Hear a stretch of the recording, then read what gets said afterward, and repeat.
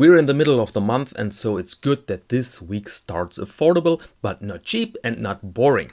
I really respect Timex because they were able to produce watches that are accessible for everybody, and they deliver nearly every time more than the typical fashion brand, for example. Something special. And that I found in the new Timex Marlin Jet, a watch with some very nice design features to it.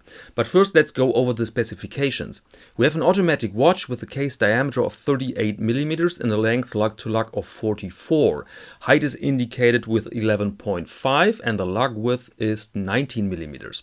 The watch has an acrylic crystal, is waterproof up to 50 meters and is powered by the Miyota 8217. It comes on a nylon NATO and the price is 289 in euros and US dollars. Yes, this happens from time to time, makes our life simple. So let's start with the dial. Uncluttered, legible, not special at first glance, but that will change dramatically in 1 minute.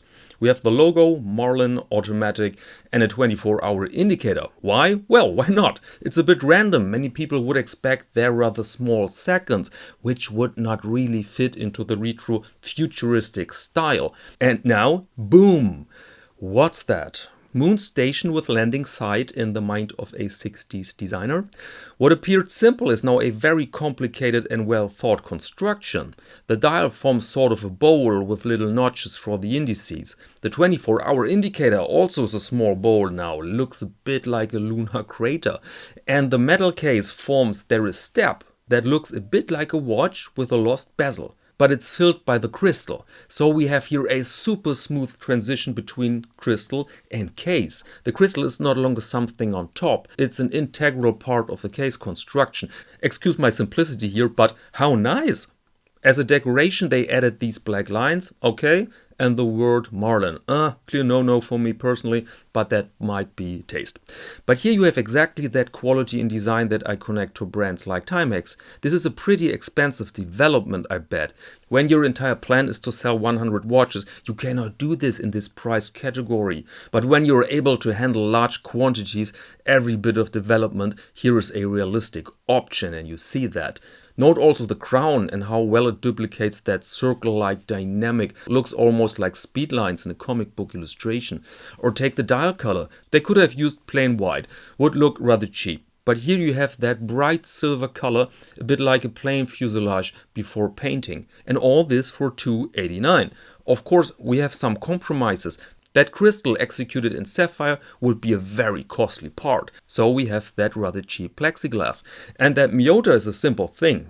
Operating at 21,600 beats, it offers a power reserve of about 40 hours. Accuracy is not great, somewhere between plus minus 20 to 40 seconds a day, and also not really handsome. Another weakness is the strap. NATOs always have the problem to lift the watch. They add their 2 millimeters or so in height. And when you then have these lugs that start from the upper half of the watch, then the thing looks like this. I think one could tolerate this fit, but it's, at least in my eyes, far away from perfect. But overall, I'm very happy with the Marlin Jet. An entry-level mechanical watch can be special, and that's another proof for it.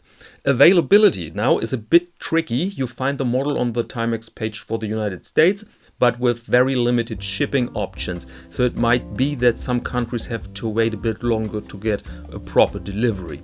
And with that, I'd like to close this episode. Ladies and gentlemen, thank you very much and see you next Monday to Watch of the Week.